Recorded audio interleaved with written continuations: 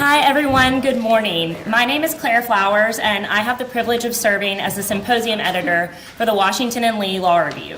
On the behalf of the Law Review and the entire W&L law community, I want to welcome you to the 2018-2019 Laura D. Goss Symposium, Civil Rights and Shareholder Activism. Thank you very much for being here today. Today promises to be full of interesting and engaging discussions concerning the role that shareholders have played in affecting social change in the past and how that past shapes the corporate landscape of today. Today we'll proceed with two panels and a keynote address offered by Professor Lisa Fairfax before lunch, and a third panel and preview of the upcoming proxy season to follow lunch. I would now like to introduce Professor Sarah C. Hahn, who is the faculty sponsor of this year's symposium. Thank you, Professor Hahn. Good morning. I have been looking forward to this for a very long time, and I think we're in for a real treat.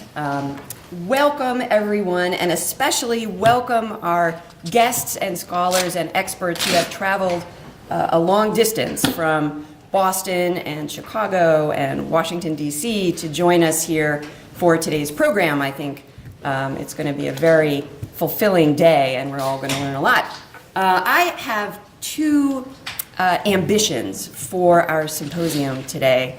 One is that I hope it can provide an opportunity for us to reflect on the contributions of civil rights leaders and civil rights thinkers on the early stages of the movement for shareholder power. So today, in the 21st century, it's clear that shareholder power has really taken off. And in fact, as a business law professor, I attend conferences where now it's common for law professors to say that the separation between ownership and control is over, and that we really moved into a new phase of business law. There's a new paradigm that has opened up.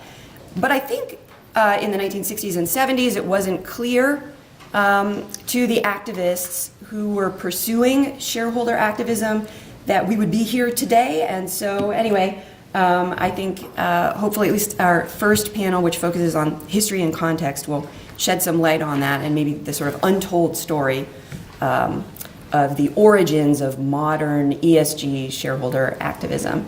And my other ambition is just that we all sort of meet new people and forge new relationships and hopefully collaborations that take us into the future on this subject. I like to, as a business law professor, I like to work in an interdisciplinary way, but there are a lot of challenges for legal academics who try to do that. So anyway, this is kind of a threat that I will follow up with all the panelists and try to work with you in the future on subjects related to this. That's where this is going.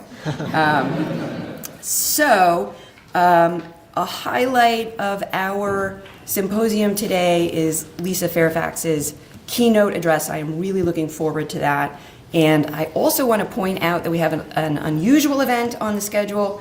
3 members of the Washington and Lee Law Review will give a proxy preview at 3 o'clock. And so what they're going to do is essentially update us all on the hottest social issues that will be on corporate ballots in the 2019 proxy season, which runs essentially from April to June. And so if you're not familiar with all of the cutting-edge social issues that shareholders will be voting on this year, that is the session for you to attend, and I hope you'll join me in sitting and enjoying that.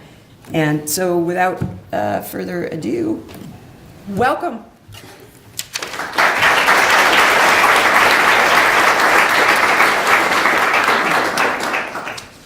Good morning. I'm Colin Reed. I'll be moderating this first panel. I'm an assistant professor of accounting in the Williams School here at W&L.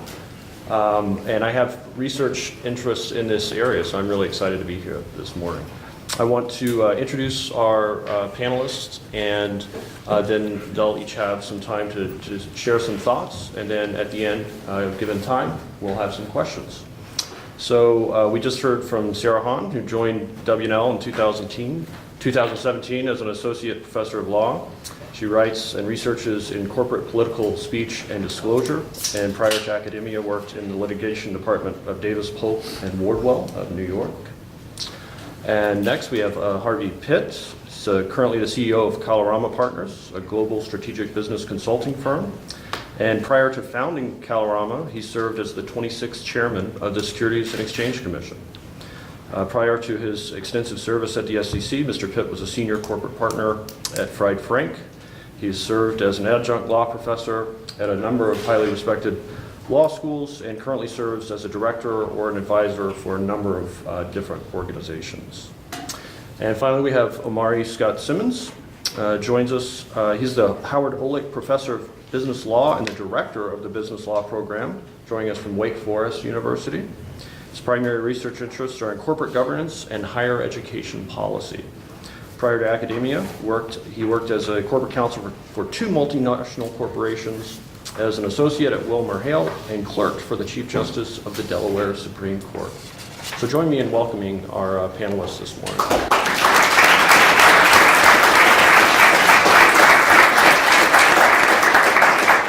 Sarah, we will start with you.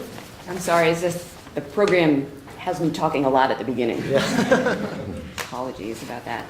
So my contribution to the symposium is about Medical Committee for Human Rights v. SEC. I have a few slides here. And so this is the case that we're essentially commemorating the 50th anniversary of. But the story of Medical Committee for Human Rights starts a bit earlier. In 1942, the U.S. Securities and Exchange Commission created Rule 14a8, which is the shareholder proposal rule.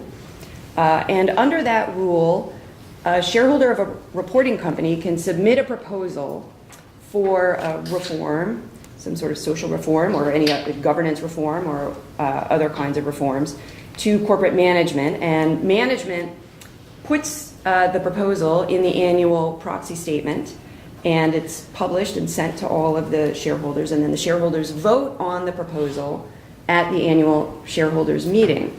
And so after 1942, there's not a lot of evidence that it was used in a particularly robust way, but in 1951, our story sort of begins when a man named James Peck bought a few shares of stock in the Greyhound Bus Company and submitted a proposal to Greyhound asking Greyhound to stop segregated seating on its buses in the American South. And Greyhound refused to publish the proposal in its proxy, and the SEC agreed with that decision.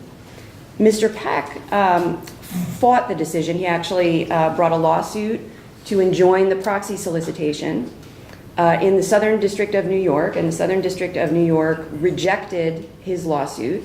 And so it was an early and essentially complete defeat for Mr. Peck. Now, Mr. Peck actually is a very interesting American figure. He eventually gave up with the shareholder activism, but he became a freedom rider and essentially put his money where his mouth was and got on buses in the South, and he was savagely beaten, actually, several times. And it's sort of an interesting question as to whether if in 1951, shareholder activism around desegregation on buses had gone forward, whether that would have changed history in the 1960s when we started having the freedom rides and a lot of the violence that went with it. After Mr. Peck brought his shareholder proposal in 1952, the SEC amended Rule 14a8 to make clear that shareholder proposals brought primarily for the purpose of promoting general economic, political, racial, religious, social, or similar causes were excludable. And so it seems almost like a direct swipe at Mr. Peck and what he was trying to do. And then years passed, and it's Evidence of shareholder activism is difficult to obtain because the proposals are not made public until they get published in the proxy statement, or they are subject to a lawsuit. But the Medical Committee for Human Rights story picks up in 1968. So in the 1960s, of course, we had the Civil Rights Movement and the Vietnam War and the anti-war movement. And the Dow Chemical Company manufactured napalm and sold it to the US government for use overseas in the war in Vietnam. And this was a very controversial thing for Dow. It made Dow the focus of a lot of protests. Actually, from 1966 to 1970, Dow experienced hundreds of protests. Mostly when Dow would send recruiters, corporate recruiters, to campuses to hire new employees, and students would protest and picket those recruiting efforts. And some of them led to violence. So the headline I've got up there is for a 1967 riot that took place at the University of Wisconsin-Madison. It later became known as the Dow Riot. 1967 was also the year that civil rights activists were embracing the anti-war movement, and in particular, the Reverend Martin Luther King Jr. Gave a very important anti-war speech at the Riverside Church in Manhattan. It was called Beyond Vietnam, A Time to Break Silence. And in that speech, he talked a lot about American values and capitalist values, and in particular he called on civil rights activists to seek out every creative method of protest possible. And sometime shortly after he called for creative methods of protest, someone, an unknown person, gave 5 shares of Dow Chemical Company stock to a civil rights organization called the Medical Committee for Human Rights. So the Medical Committee for Human Rights was originally known as the Medical Committee for Civil Rights. It was an organization of nurses and doctors, medical practitioners, who, it was formed in 1964 during the Freedom Summer, and the medical practitioners essentially traveled with civil rights protesters to provide them on-the-ground medical assistance during protests, because the protests, of course, were extremely violent. And actually the head of the it changed its name eventually to Medical Committee for Human Rights, that's how I'll refer to it.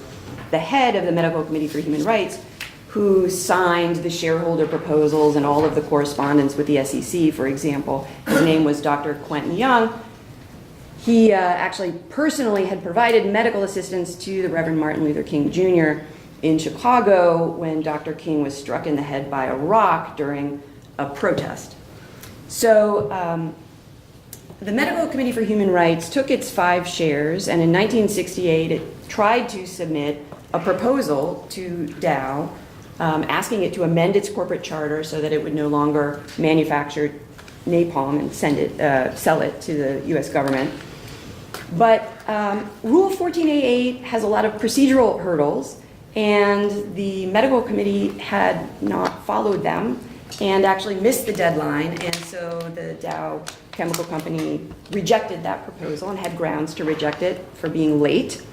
So the following year, in 1969, medical committee tried again, and this time they did not make a mistake. So they successfully submitted their proposal, and I know I must be running out of time, right? Where are my timers? I have to talk fast here. We're at 9 minutes and 45 seconds. Okay, I'm right on time. So they submitted the proposal. Dow rejected it. Dow asked the SEC for a no action letter, and the SEC granted the no action letter. It granted it on 2 grounds.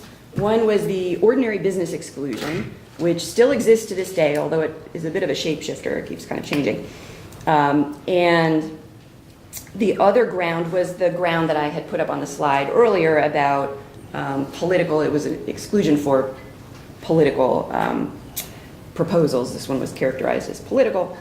And medical committee sort of meticulously fought at every stage to try to get its proposal on the ballot. And so they asked the SEC, the commission, to review the decision of the Division of Corporation Finance, and the whole commission approved the decision, and then they appealed the decision to the DC Circuit Court of Appeals, because there was a provision of the 1934 Act that allowed direct appeal to the DC Circuit Court of Appeals, or that's what they contended.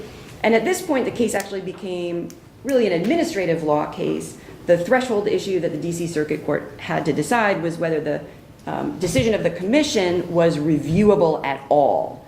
And in 1970, the DC Circuit Court of Appeals decided the case, held that the decision was reviewable, that the court could review essentially the no action letter under this provision of the Securities Act. And that was a bit of a shot across the bow of Wall Street. And then further, although the DC Circuit Court of Appeals sent the case back down to the SEC to further develop it, on the merits, there was a lot of language in the DC Circuit's opinion that suggested that it thought this was a proper thing for the shareholders to vote on. This is a line from a very long sentence from the case, right? No reason has been advanced in the present proceedings which leads to the conclusion that management may properly place obstacles in the path of shareholders who wish to present to their co-owners in accord with applicable state law the question of whether they wish to have their assets used in a manner which they believe to be more socially responsible, but possibly less profitable than that which is dictated by present company policy.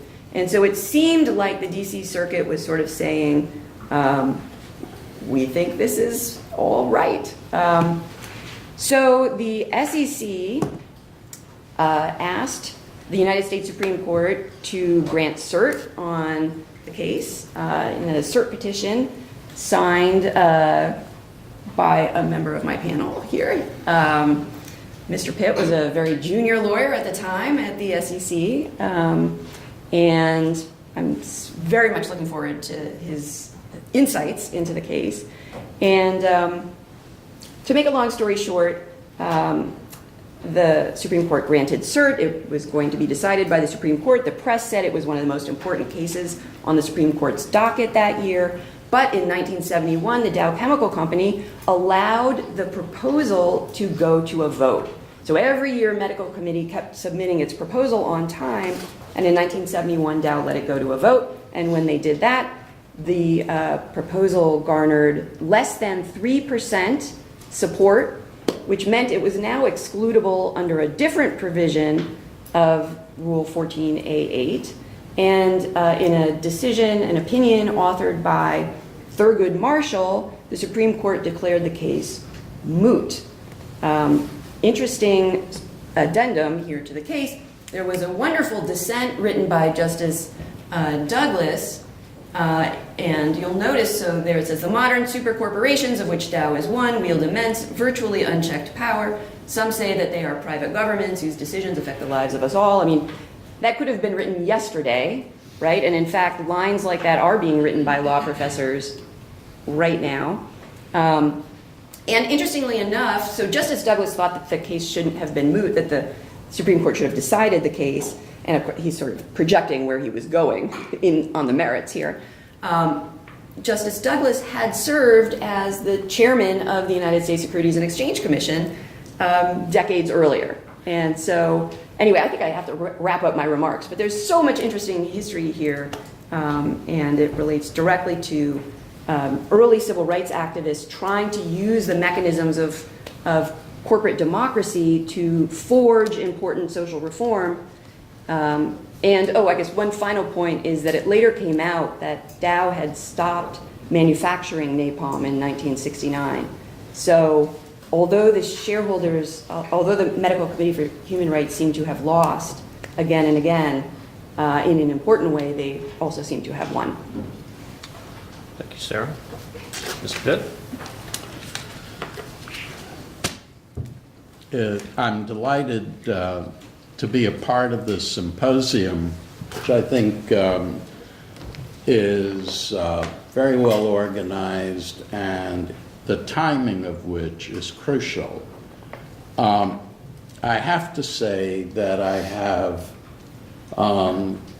two problems with my role here. First, following Professor Hahn is not an enviable position to be in. And second, it occurred to me that the only reason that I was invited here is because I'm very old.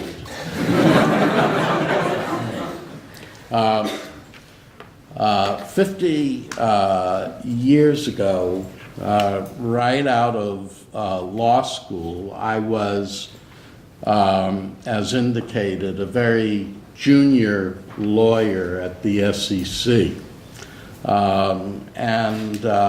One of my early cases was the Medical Committee for Human Rights. It required me to delve into the detailed history of shareholder proposals. For law students, I think there's an important message here, apart from using Rule 14a8 for shareholder activism or particular substantive issues like napalm, civil rights, all of which are incredibly important. But in your lives, what I think is absolutely crucial is to understand that no matter how strange or bizarre a matter may seem when you get it as a young lawyer, it could ultimately turn out to prove historic. So you should treat it that way. My policy when I went to work at the SEC right out of law school was I treated every case as the most important case in the world. And while I would have to admit that none of the cases I worked on were the most important case in the world, I treated every one of them as if they were. And I would recommend each of you do the same. If you're not going to do it well and with a full commitment, you shouldn't do it at all. What I'd like to cover with you, in a sense, are four issues. What is the purpose of shareholder proposals? Second is the advisability of the use of shareholder proposals as a vehicle for activism.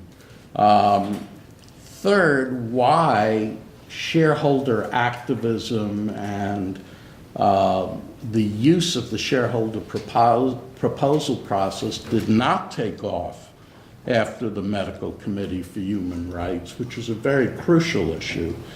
And finally, my current views on using corporate disclosures to change social policy, something known as ESG disclosures. First, one of the most important things to understand is that there is an important dichotomy between state law and federal law. State law is the law that governs how corporations function, what their substantive approach is, and how they relate to their shareholders. Federal law, or securities laws, is supposed to deal only with the mechanics of how corporations interrelate with their shareholders. As a result, the SEC is required to set up rules governing how corporations must communicate with their shareholders. But in terms of what the scope of corporate activity is, those are issues that, at least for the moment, are defined by state law. This distinction is important because shareholder proposals have turned that dichotomy on its head. While Professor Hahn was correct in saying that there were early procedural hurdles with respect to the medical committee's efforts, and I must say when I left the SEC the first time and represented major corporations, when corporations would hire me to oppose shareholder proposals, I used to ask, why do you want to waste your money? Put the darn proposal in, and you get a 500-word statement saying why shareholders shouldn't approve it, and they never win. Well, that was true a long time ago.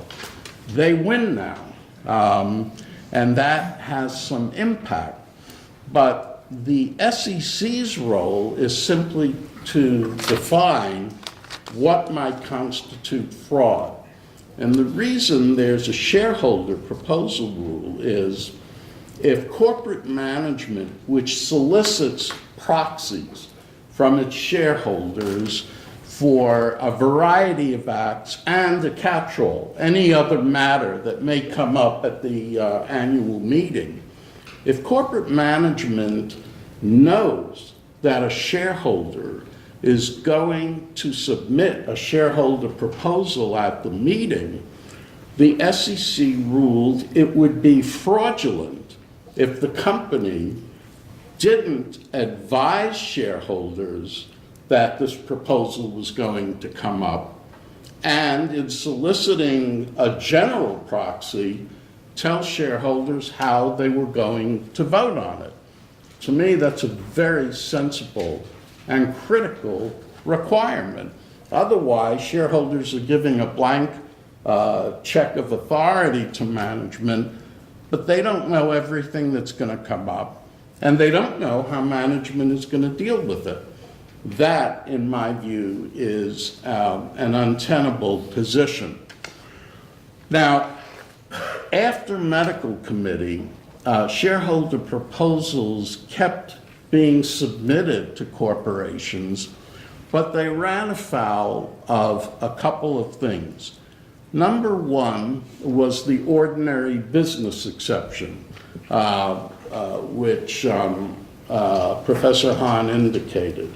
Ordinary business exception means that the shareholders should not be voting on how a corporation does its general day-to-day work.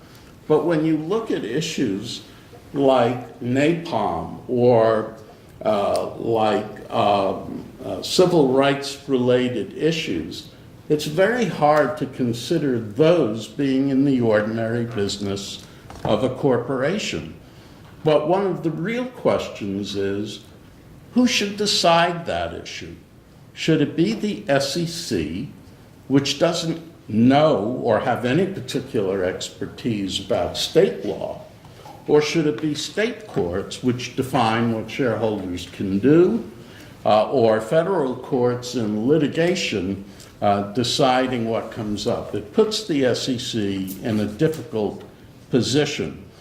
But shareholder activism did not take off using shareholder proposals, and there are a number of reasons why that happened, but to me, one of the most important reasons is that the shareholder population in the 60s and 70s was largely, although not exclusively, individual. Individual shareholders bought shares of stock usually for one very simple reason. They wanted to make money. And therefore, a lot of these issues, which go to very important philosophical concerns of our society, were wholly irrelevant from a securities financial materiality point of view. Now, something like the manufacture of napalm can be very material, because if people start boycotting Dow, or Dow starts losing business because of its position, that could have an impact on its earnings. So it's not as simple as simply saying, well, it's ordinary business. You have to look at these issues. But with individual shareholders, there was really no room for shareholder proposals to pass.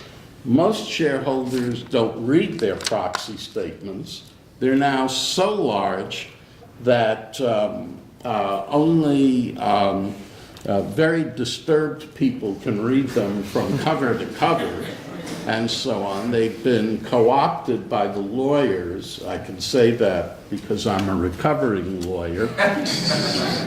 But so it's exceedingly difficult. Today, when institutions make up the majority of shareholders and institutional investors care about these social issues, these issues have started passing, and even when they don't pass, if shareholders present a proposal to management and they phrase it in precatory language, that is, language that says, we urge that the board consider whether to do A, B, or C. That's to get around the ordinary business purpose rule. Precatory language simply asks the board to think about something, and shareholders should have that right.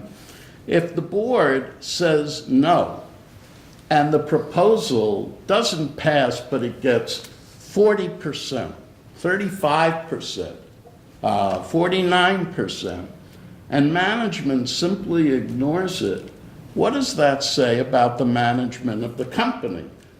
That is one reason why shareholder proposals today are becoming far more successful, even when they don't get a majority vote. So let me go back to medical committee because there is a very important case that followed medical committee, which is why I believe medical committee was bad law. And that was a case called Kitzmiller against the SEC. The issue, as Professor Hahn indicated in medical committee, was when the SEC reviews a decision by its staff to grant no actual relief. That is to say, if you omit the proposal, we won't take any action. If the SEC reviews it, the DC Circuit said, then the SEC's decision could be reviewed. In Kitzmiller, the SEC, following the hidden message in medical committee, quote, refused, close quote, to review the proposal that Kitzmiller submitted. And the DC Circuit, consistent with its medical committee holding, ruled that that was not reviewable. Now think about what that does to the law. What it means is that if the staff, which is appointed not by the president of the commission, rules one way and the commission refuses to look at it, providing no oversight by presidential appointees, nobody gets to review the issue. But the decision is every bit as impactful. And what goes on behind the scenes, of course, is the staff, being very desirous of not getting fired, will always check with the commission on an informal basis just to let the commission know that something that appears controversial is going to be resolved in a certain way, but the commission won't officially review it. So what that did was turn the law on its head from an administrative point of view. Let me sum up by saying a couple of things. I think using shareholder proposals to provide issues of concern to management is very desirable. It is a way for the true owners of the corporation to make their views heard. And that includes on ESG-related issues. I do believe that the SEC should not be tasked with trying to decide what state law is. It should let state lawyers and state courts decide what that is.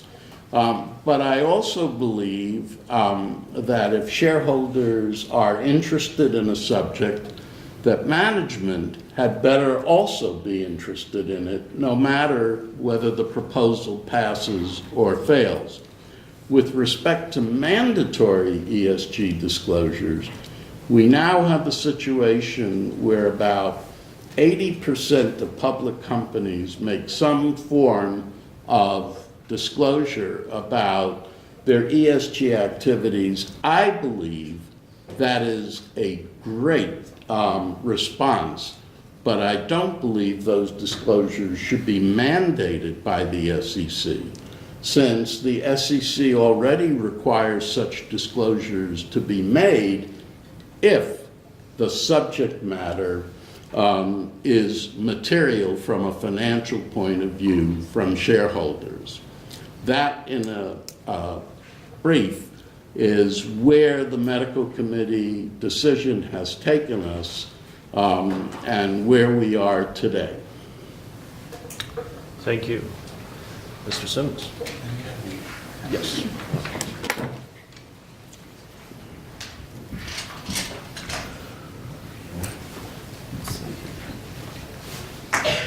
All right, can everyone hear me? Oh, great. I just wanted to say it's a pleasure to come back to Washington Lee Law School, some of my favorite people who graduated from this esteemed law school. But also I wanted to thank Professor Hahn for putting on a wonderful symposium, as well as Claire and all the other members of the Washington Lee Law Review and the wonderful students who showed up today. What I'd like to do is take it in a slightly different direction, but it's interesting how these panels tend to connect. For this morning, I brought you some pictures as well. Fewer words and more pictures. But as Harvey had indicated, I'm talking about state law, what happens in state courts. My discussion today is going to focus primarily on that, but I'm going to focus on a different type of activism, and for the purposes of comparing that to modern ways of effectuating shareholder concerns. And maybe and at the end, I'm going to offer what I would call more or less critiques, let's say questions. Questions that I hope through all the other panels, with all the other people who are much more qualified than me, can sort of fill in some of those gaps and some of those questions concerning the current agenda. Having said that, let me go ahead and get started. I want to talk about Chancery's greatest decision. And what you have here, believe it or not, that is a schoolhouse. That is a schoolhouse in the state of Delaware. Many of us, when we think about the Delaware Court of Chancery, we think about all of the corporate cases and all the corporate action. For those of you who have taken business associations already, cases like Van Gorkum, Revlon, let's see here, Stone v. Ritter, if any of those come to mind. I want to talk to you perhaps today about the greatest case that's ever come out of the state of Delaware and out of its state courts. And this is the case of Belton versus Gephardt. It's known to a lot of people, but I think it's a case that should be known to every generation for a lot of different types of purposes. And it speaks to various types of activism, and I want to talk about it a little bit more detail. So let's start out. That picture there is of Pierre S. DuPont. Many of you are perhaps familiar with the DuPont company that merged with Dow some years back. But DuPont also served as president of DuPont in roughly the early 1900s, 1920s, but also presided over GM and was actually chairman of GM for a period of time and a philanthropist. What you see there, that schoolhouse, is actually a school that Pierre DuPont built. But I want to talk a little bit about Delaware itself and its approach to civil rights in education. Some of you may not know that Delaware really is a microcosm of the United States. It has both southern as well as northern sensibilities. And so in the northern part of the state, in the sense of Wilmington, it's a corporate town, resembles any other type of Rust Belt city. Whereas in the southern part of the state, it's rural, has a rural economy, and it resembles the rural South. In light of that, too, Delaware, at the time of the Civil War, they were with the Union, but Delaware was a state that practiced slavery. At the conclusion of the Civil War, Delaware, interesting enough, although formerly enslaved Africans and American citizens at this point in time moving forward, the idea there was that how would they be educated? And a lot of people don't know how that actually occurred in the United States. Interesting enough, the Freedmen's Bureau only lasted several years. Delaware got very little money, maybe some lumber from the Freedmen's Bureau to actually build schools. In addition to that, Delaware's ignored a lot by some other philanthropic interests. So for example, religious organizations, the Unitarian Church and the Quakers, went to other places. Also other places in the South. So Delaware was in a weird situation. A lot of you from your con law classes are familiar with Plessy versus Ferguson. And so after that, in 1897, Delaware amended its constitution to have separate schools, separate facilities. But believe it or not, Delaware didn't even really have a great, what you would think about as a normal public school system, really until the 1920s. And that came about, and that's why we have this picture of Pierre S. DuPont. I think he may be an alum of MIT and other places as well, and was very big into education. One of the things he attempted to do was to help support legislation in Delaware that would provide funding for a modern public school system. When he went to the Delaware General Assembly, the General Assembly, certain members were resistant to a modern school system if some of the money that they would put forward would go to funding black schools, schools for black students. And so what Pierre S. DuPont ended up doing, he ended up funding them himself to push that through. So that's how Delaware got a modern school system. And so I want to come back to this and fast forward a little bit. I want to talk about this character as well, another character in the story, Lewis Redding. Distinguished man. Lewis Redding grew up in Delaware, graduated in 1919 from Howard High School, which was one of probably 2 high schools in the entire state of Delaware for African Americans. In fact, Howard High School was really the only college prep high school. The other one was a trade school at that point in time. He went on and graduated from high school there, and he attended Brown University and graduated with honors sometime around 1923. After that, he eventually attended Harvard Law School and was the only African American graduate in the 1928 class of Harvard Law School. That same year, 1928, he became the only African American member of the Delaware Bar. And he remained the only African American member of the Delaware Bar until 1956. He was sole member. He was also, but after he graduated, he returned back to Delaware, where he did indeed practice law and served clients. And he was also the lead litigator, assisted by Jack Greenberg, who many of you know about through the NWC Legal Defense Fund. Some of you had him or were fortunate enough to have him as a professor. That's a much younger version of him, but he was co-counsel, and co-counsel in cases that were in the Delaware Court of Chancery, Belton versus Gephardt. All right, we're going to talk about chancellors and vice chancellors. We're going to talk about Chancellor Colin Seitz. Was on the bench pretty early, I think roughly around age in his early 30s, became a vice chancellor in the state of Delaware. He was obviously a white man who had no contact growing up with black people. He was Catholic, range of other things as well. He attended the University of Delaware and other law schools, but came back, was a successful attorney, and at an early age joined the Court of Chancery in 1946, so 31 years old. Interesting enough, later on, as he moved along, he presided over Belton versus Gephardt in 1952. Prior to that, there was a case, Parker versus Delaware. His undergraduate alma mater was University of Delaware. He presided over a case where he desegregated the University of Delaware. At that point in time, we're dealing with the Plessy versus Ferguson standard, separate but equal, finding that Delaware State University and University of Delaware were not equal.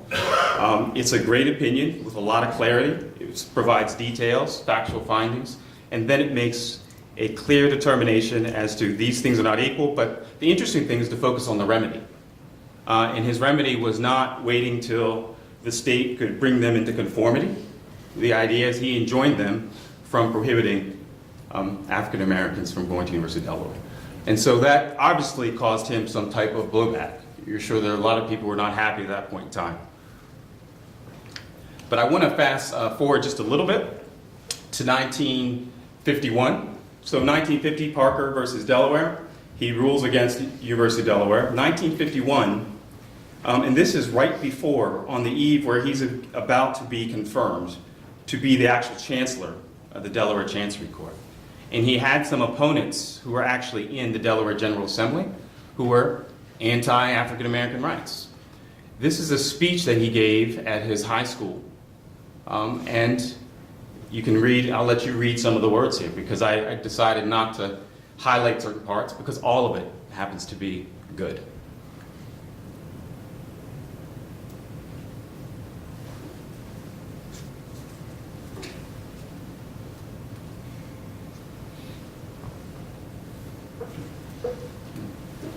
I argued in front of him.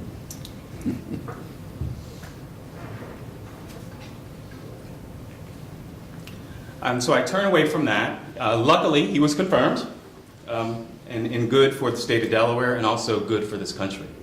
Many of you take common law, you take a lot of classes, and I would ask that you take a look at these quotes from these cases. The second one, obviously, is an iconic case, but take a look at Belton versus Gephardt and the conclusions that Chancellor Sykes makes, and to see if you see any parallels there.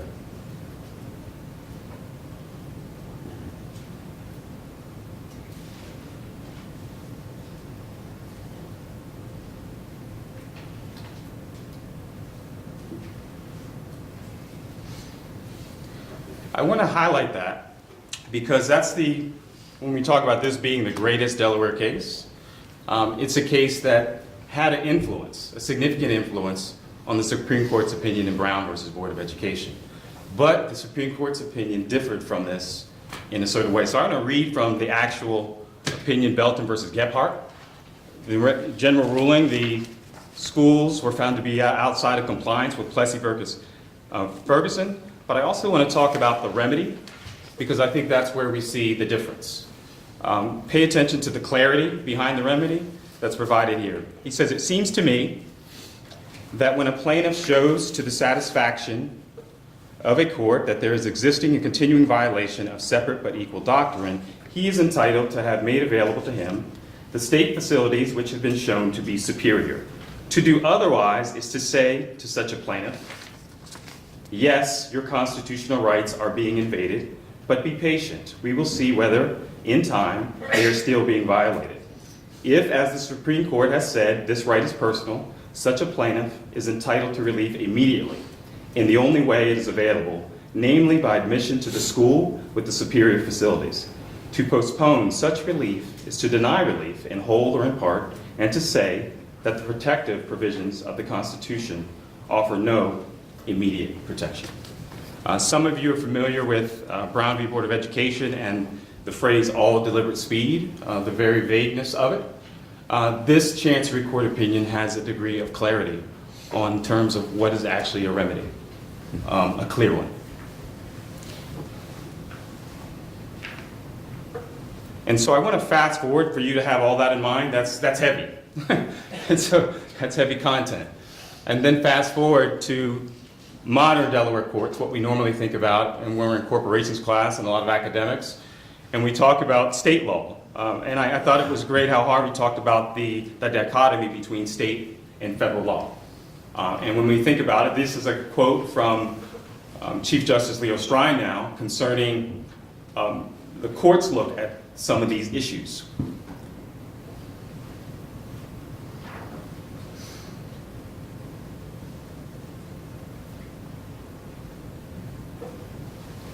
So in a sense, from his perspective, as articulated in here, and in the court's perspective, that some of these issues are peripheral. And they become only central only to the extent that they reflect, in some degree, stockholder welfare. So that brings to mind some challenges and critiques and some questions that I hope I'm going to listen here, just like all of you today. I'm eager to hear some of the answers to some of these questions that we can get at. And I have a list of a few of them, maybe more than a few. But first, who measures ESG impact and how? When we think about the previous case involving activism by the NAACP Legal Defense Fund, the architect of that, Charles Hamilton Houston, the idea there was broad systemic social change. And so I think when thinking about shareholder activism, I think impact ends up being something very important. The idea here is impact company specific, or is it related simply to corporate operations, or are we talking about something systemic, or both? Also goes to what our goals happen to be. Is ESG largely a disclosure-based regime consistent with the market paradigm? And something that might be subject to something like the business judgment decisions made in this particular area? Is ESG simply one activist tool among many others? And the idea here is that although we want to actually have an impact, have to be honest in the sense of the idea here about what are we going for. Because, and it gets to this final thing here, this idea of greater public accountability. It's a tool, perhaps shareholder activism, that we can use among several things in our toolkit. But the goal, when we think about civil rights, we also want greater accountability through traditional democratic bodies. And final question here, does ESG as presently constituted downplay the importance of the public side, simply focusing on the private? And I want to bring that back to Pierre S. Dupont in terms of his approach. Some people have said that because he paid for these schools privately, it took off a lot of the public onus on the part of Delaware and its legislatures and other people to become involved and engaged. So I'd stop there, and thank you for giving me the opportunity to give some remarks.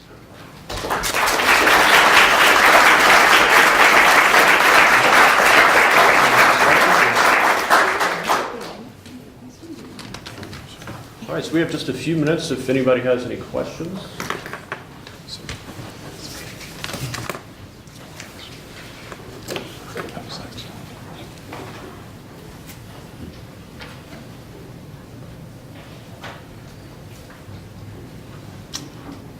All right.